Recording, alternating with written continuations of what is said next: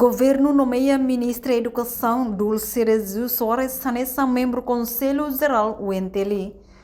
Quarta-feira, Conselho Ministro Halau Soromuto e Palácio do Governo dele não aprova a resolução governo.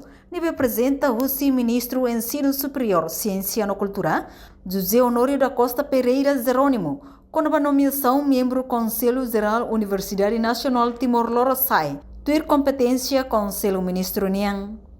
O engenheiro João Batista Fernandes Alves Nhemate, nebe ia tempo neba Hanessa presidente Conselho Geral UNTL, nomeado Hanessa membro representante setor privado baseia a resolução governo, número tolnulo barari rua ronolo racing rua, loron ronolo racing walo fulan dezembro, também membro Sira precisa nomeia representante FON.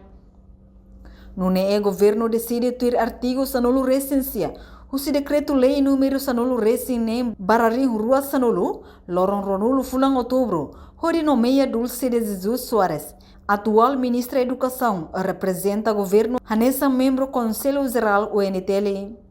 Entretanto, Alberto Carvalho Arauzo, Hanessa membro Conselho Geral UNTL, o personalidade mérito, não reconhecido e a setor privado.